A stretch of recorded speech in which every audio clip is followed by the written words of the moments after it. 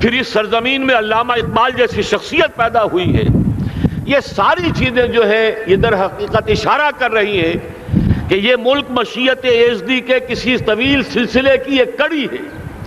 اور وہ سامنے آ گیا تھا کہ سن 47 میں یہ قائم ہوا ہے، اور پورے 9 مہینے بعد 14 اگست اور 13 مئی، 14 اگست سن 47 اور 13 مئی سن 48، پورے 9 مہینے بعد اسرائیل عالم وجود میں آ گیا.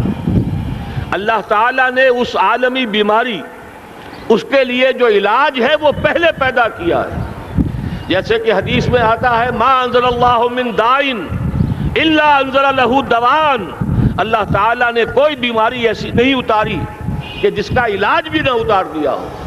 اور جیسے کہ ماں کی چھاتیوں میں بچے کی ولادت سے پہلے دودھ پیدا ہو جاتا ہے، اس کی غذا کا بندوبست پہلے ہو جاتا ہے، اسی طریقے سے اسرائیل کا جو فتنہ اٹھنے والا تھا اس کی سرکوبی کے لیے پاکستان وجود میں آیا ہے. اور آج وہ مرحلہ آ گیا ہے تاریخ کا ایک عظیم موڑ. آپ دیکھیں گے کہ بڑی مشابہت پیدا ہو گئی ہے. ایک طرف بظاہر امریکہ کی مرضی کے خلاف اسرائیلی وزیر اعظم نیتن یاہو وہ بڑا ایک غرور کا اور بڑے تکبر کا مظاہرہ کر رہا ہے، اور وہ پورا پیس پروسیس جس پر نہ معلوم کتنا وقت صرف ہوا تھا، کتنی محنتیں ہوئی تھیں، کتنے راؤنڈز آف ٹاکس ہوئے تھے، کبھی واشنگٹن میں ہوئے ہیں، کبھی اوسلو طرز کا کوئی معاہدہ ہوا ہے، کبھی پھر اور اس کے بعد پیشی ہوئی تھی میڈرڈ کے اندر بھی، لیکن وہ سارا پیس پروسیس جو ہے اس کی دھجیاں کر رہا ہے. وہ وقت بالکل قریب نظر آ رہا ہے کہ یروشلم کے مسئلے پر وہاں بٹی دہک اٹھے گی. اور احادیث نبویہ میں جو خبریں دی گئی ہیں کتاب الملاحم کی احادیث میں معلوم ہوتا ہے کہ اب اس کا آغاز ہونے والا ہے. نیتن یاہو کو امریکہ کے خلاف جانے کا اصل میں حوصلہ کیوں پڑ رہا ہے؟ اس لیے کہ اسے معلوم ہے کہ فرنگ کی رگیں جہاں پنجہ یہود میں ہے، چاہے کلنٹن ہو یا کلنٹن کا باپ ہو، یہودی لابی وہاں کی اتنی مضبوط ہے، کانگریس میں اور سینٹ میں ان کا اتنا اثر ہے کہ کوئی بھی وہاں شخص بڑے سے بڑا طاقتور اور بڑے سے بڑا اختیارات کا حامل اسرائیل کی مرضی کے خلاف نہیں جا سکتا. یہی معاملہ یہاں نظر آ رہا ہے. بظاہر تو ناراضگی کا اظہار ہوا ہے، لیکن یہ بات اب تو کھلتی چلی جا رہی ہے. حقیقت یہ ہے کہ یہود اور ہنود کا بڑا گہرا لنک قائم ہو چکا ہے، اور یہ بھٹیاں اب دونوں طرف دہکیں گی. میں اس سے پہلے بارہا کہہ چکا ہوں، ملت اسلامیہ تقریباً 150 کروڑ افراد پر مشتمل ہے، لیکن اس میں سے تقریباً 20 کروڑ عرب ہیں. ان کو اللہ نے خصوصی فضیلت دی تھی. یہ تھے کہ جن کی زبان میں قرآن نازل ہوا، خود محمد عربی صلی اللہ علیہ وسلم عرب تھے، انہیں جو فضیلت عطا کی تھی. لیکن بدقسمتی سے اس دور میں آ کر بھی انہوں نے آزادی حاصل کرنے کے بعد بھی اپنا قبلہ درست نہیں کیا. کسی نے ماسکو کی طرف رخ کیا، کسی نے واشنگٹن کا رخ کیا، اللہ اور اس کے رسول کی طرف رخ نہیں ہوا. واقعہ یہ ہے کہ مجرم ہیں. دوسرے بڑے مجرم 150 کروڑ میں سے 10% یہ 15 کروڑ مسلمان ہیں. حالیہ جو سینسس ہمارا ہوا ہے اس کے بعد اندازہ ہو رہا ہے کہ یہاں کی آبادی 15 کروڑ ہو چکی ہے.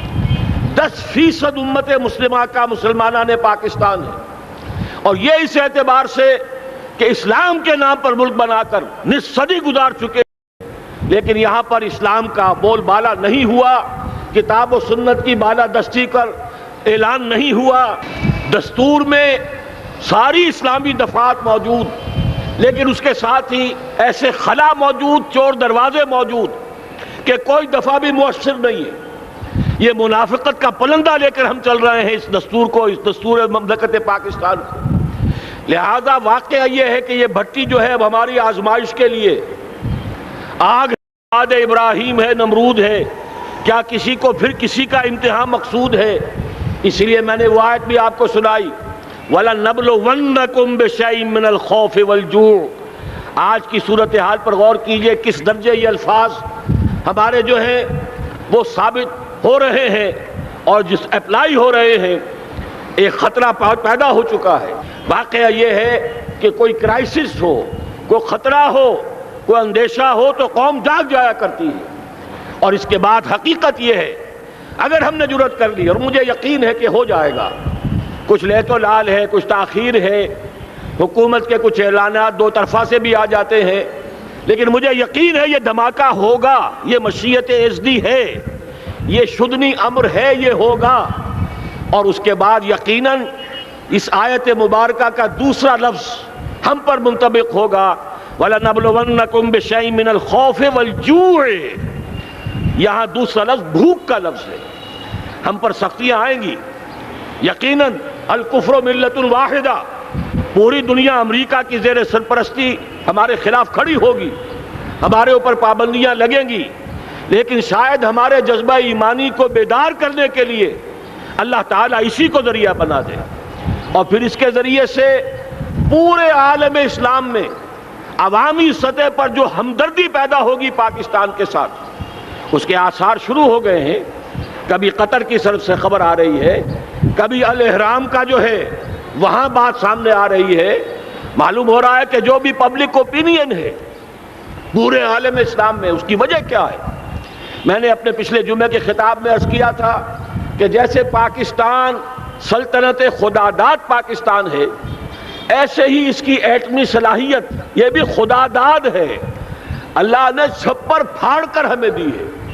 ایسا نہیں تھا کہ ہم نے لیبارٹریاں بنائی ہوں، ہمارے سینکڑوں اور ہزاروں سائنسدان ریسرچ میں لگے ہوئے ہوں، نہیں، اچانک اللہ تعالیٰ کی طرف سے ہمیں ایک نعمت غیر مترقبہ عطا ہو گئی ڈاکٹر عبدالقدیر کی شکل میں۔ پھر نہ معلوم کس کس ذریعے سے اس پروگرام کو آگے بڑھانے کے لیے جن پرزوں کی ضرورت تھی، کس کس ذریعے سے وہ پرزے یہاں پہنچے ہیں۔ یہ بھی خالص خداداد صلاحیت ہے، اور اس کو سمجھ لینا چاہیے کہ یہ ہمارے لیے ایک فرض کفایہ کے درجے میں ہے پوری امت مسلمہ کی طرف سے۔ اس کی وجہ کیا ہے؟ پورے عالم اسلام میں کہیں اور یہ صلاحیت موجود نہیں۔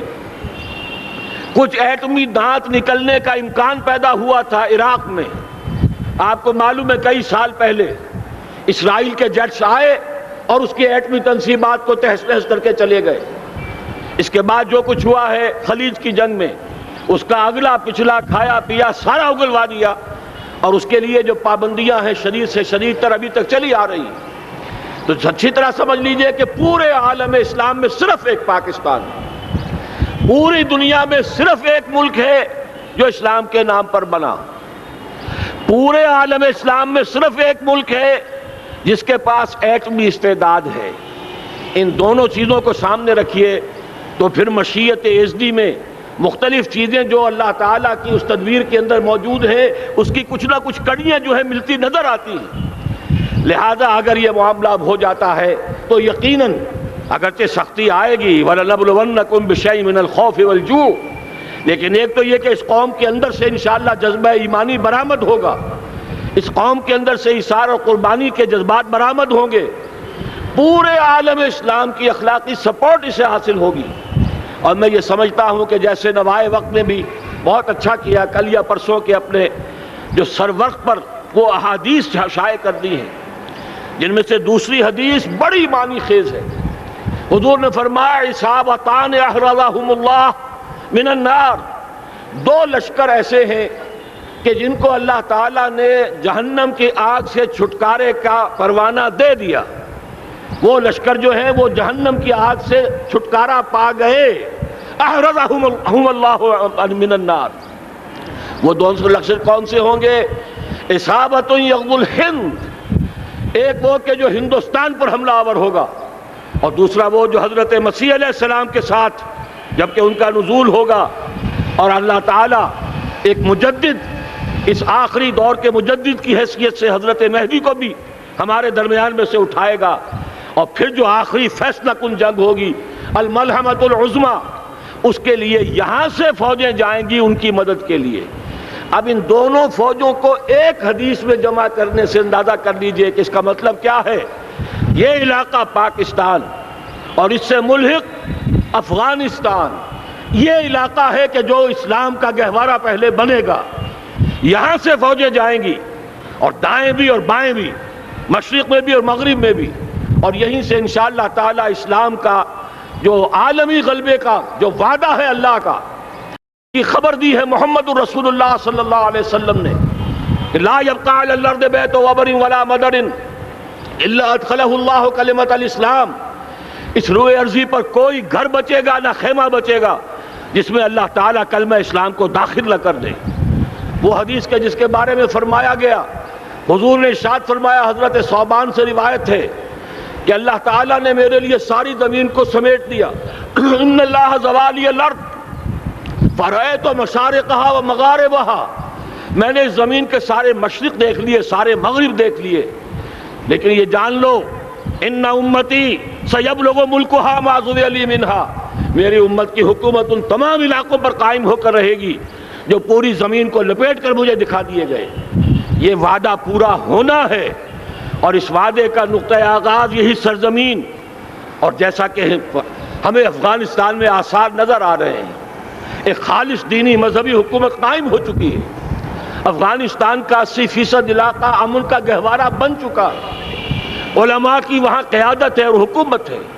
یہ پاکستان اور افغانستان مل کر، جیسا کہ آپ کو یاد ہوگا میں نے جب تجویز پیش کی تھی کہ حکومت پاکستان فوراً تسلیم کرے طالبان کو، اللہ کا شکر ہے، میں یہ نہیں کہتا کہ میرے کہنے کی وجہ سے ہوا، لیکن بہرحال اللہ کا فضل ہوا کہ چند دن کے بعد ہی حکومت پاکستان نے تسلیم کر لیا طالبان کی حکومت کو۔ میری دوسری تجویز ابھی پینڈنگ ہے، پاکستان اور افغانستان کا کے درمیان کانفیڈریشن قائم کیا جائے۔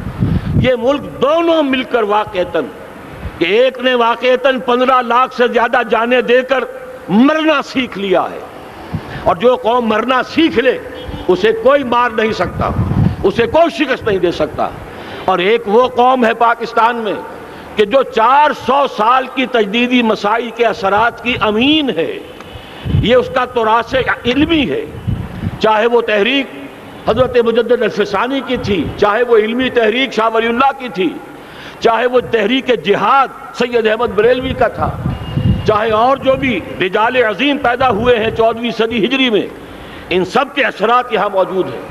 یہ چیزیں مل کر وہ طاقت بنے گی کہ یہاں سے اسلام پھر پھیلے گا، مشرق کی طرف بھی مغرب کی طرف بھی۔ اصابۃ تغزو الہند و اصابۃ مع عیسیٰ ابن مریم، یہ چیزیں جو ہونی ہیں الحمدللہ میں سمجھتا ہوں کہ اب تیزی کے ساتھ حالات اس رخ پر جا رہے ہیں۔ کہیں فرمایا ان ینصرکم اللہ فلا غالب لکم، اگر اللہ تمہاری مدد کرے تو کوئی تم پر غالب نہیں آ سکتا، وَإِن يَخْذُلْكُمْ، اور اگر خدا نہ خواستہ اللہ تعالیٰ ہی اپنی مدد تم سے کھینچ لے، واپس لے لے، سلب کر لے، ان یخذلکم، تمہیں چھوڑ دے، فمن ذا الذی ینصرکم من بعد، تو پھر کون ہے جو تمہاری مدد کر سکے گا۔ اس مرحلے پر سیاسی جماعتیں اپنے جو ان کا مزاج ہے اس کے مطابق چاہتی ہیں کہ کیپٹلائز کریں، پولیٹیکل مفادات حاصل کریں۔ بہرحال میرے نزدیک ایک کنسنسس ہونا چاہیے، ایک نقطے کا دھماکہ ہونا چاہیے، اور نمبر 2 اللہ اور اس کے رسول کے ساتھ صلح اور اللہ کی مدد کی ضمانت حاصل کرنے کے لیے کتاب و سنت کی ٹوٹل بالادستی، پورے دستور پاکستان میں کوئی شے اس کے منافی ہو اس کو نکال کر باہر کر دیا جائے، نفاق سے پاک کر دیا جائے۔ جیسے دعا ہے اللہم ربنا طہر قلوبنا من النفاق، اسی طرح دعا مانگیے کہ اللہ ہمارے ملک کے دستور کو نفاق سے پاک کر دے، اور وہ ساری ترامیم جن کا کہ ہم نے ایک مہم بھی چلائی تھی، وہ ترامیم جس کا تقریباً وعدہ کیا تھا نواز شریف صاحب نے، جس کے لیے 2 مرتبہ ایک محفل میں کہا تھا راجہ ظفر الحق صاحب سے کہ راجہ صاحب پھر تیاری کیجئے اور دستور کی ترمیم کا بل تیار کیجئے، لیکن یہ کہ معلوم ہوتا ہے کوئی بڑا ہاتھ ایسا تھا جس نے روک دیا ہے۔ یہی ہاتھ ہے جو آج ہمیں ایٹمی دھماکہ کرنے سے روک رہا ہے۔ ہمیں چاہیے کہ یہ دونوں دھماکے بیک وقت کریں، اور ان دونوں دھماکوں کے بعد پھر چاہے دنیا کی کوئی طاقت ہماری دشمن بن جائے، ہمارے لیے اللہ تعالیٰ کی مدد و نصرت ہوگی۔ وَلَنَبْلُوَنَّكُمْ بِشَيْءٍ مِّنَ الْخَوْفِ وَالْجُوعِ وَنَقْصٍ مِّنَ الْأَمْوَالِ وَالْأَنفُسِ وَالثَّمَرَاتِ وَبَشِّرِ الصَّابِرِينَ الَّذِينَ إِذَا أَصَابَتْهُمْ مُصِيبَةٌ قَالُوا إِنَّا لِلَّهِ وَإِنَّا إِلَيْهِ رَاجِعُونَ۔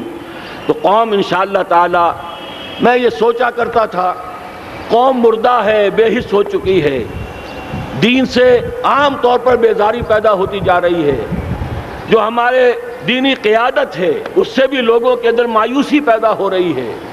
کیسے ہوگا؟ میں نے بارہا کہا جب میں یہ شواہد دیکھتا ہوں جو حدیث میں ہے، جس کی خبریں دی گئی ہیں، 400 سال کی تاریخ دیکھتا ہوں، تو مجھے پاکستان کا مستقبل بہت شاندار نظر آتا ہے۔ یہ تو مشیت ایزدی میں کسی بہت اہم رول کو پلے کرنے کے لیے قائم ہوا ہے۔ جب میں زمینی حالات کو دیکھتا ہوں تو مایوسی ہوتی ہے، لیکن میں یہ سمجھتا ہوں کہ وہ وقت آ گیا ہے کہ جس میں یہ قوم جھنجھوڑی جائے۔ ایک دفعہ کا یہ جھنجھوڑا جانا انشاءاللہ تعالی ہمارے بہت سے دل اندر دور کر دے گا۔ آخر چینی کیا تھے؟ ایک 10 صدی پہلے کے چینی افریقی قوم آج کہاں سے کہاں پہنچ گئی ہے۔